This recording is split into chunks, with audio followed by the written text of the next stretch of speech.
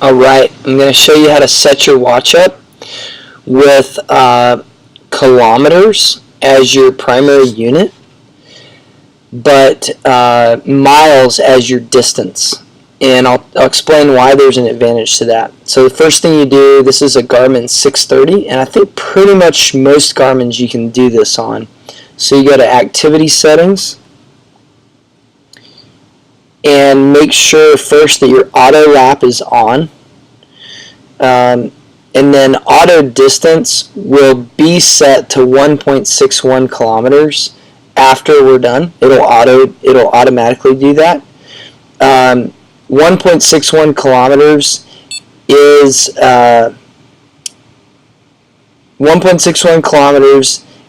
1 mile, and then you can go lap time as the primary field for lap alert,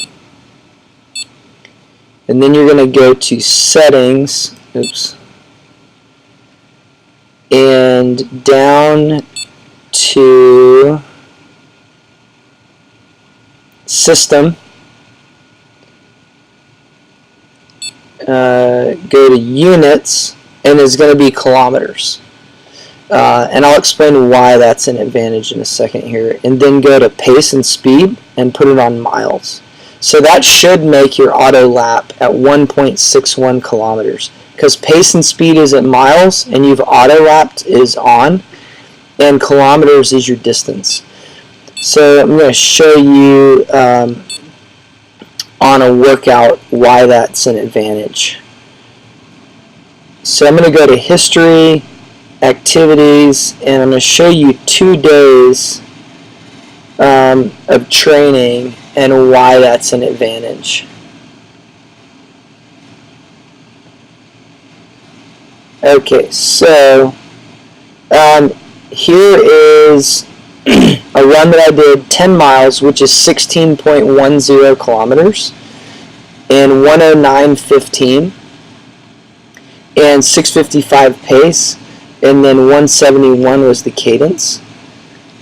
So if you go into laps, you can see 8-minute pace, 7:05, 7:02, 6:57, 6:54, 48, 48, 39, 34, 22, and there was just the last little bit there.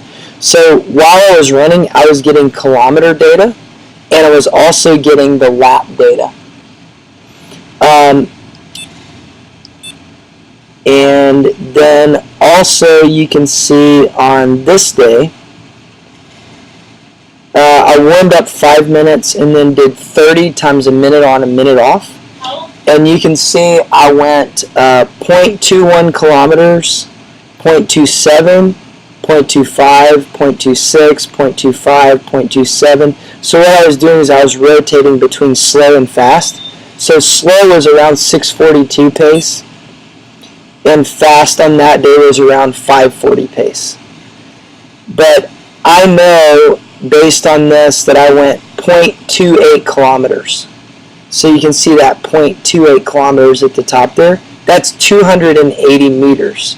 So I know exactly how far I went. So I'll show you what that looks like actually on the watch. So if I'm going to run, and these are my 4 favorite data points that I like to have on a watch while I'm running too. So you can see at the top I have timer, and then since I'm not moving, the lap pace is going to slowly get slower. Lap pace is 25 minutes and 25 seconds per mile. And then my distance is actually going to register in kilometers. And my lap time. So if I hit a split, my first split was 27 seconds. Now it's going to start over in 10 seconds with the bottom is kilometers. So if I go 0.4 of a kilometer, that's 400 meters.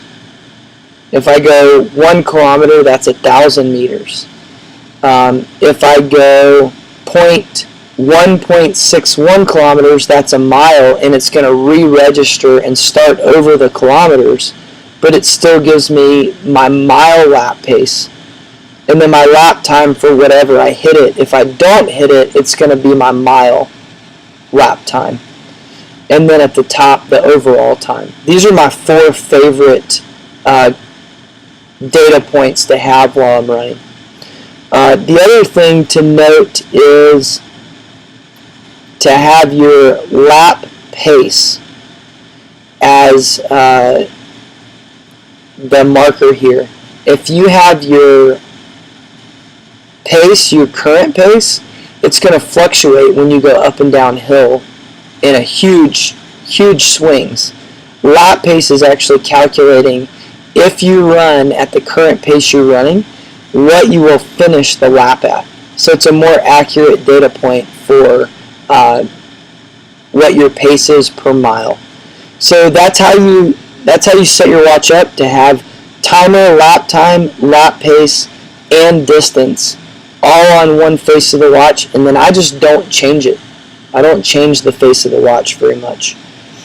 And that's also how you set it up to do kilometers here, but have your mile pace up top, so you know exactly how far you're going in kilometers. It's also fun to just have kilometers to try something different. Have fun with trying that. Let me know if I can help out at all, explain more about Garmin watches. I'll do some more later, in particular on cadence. Have a great day.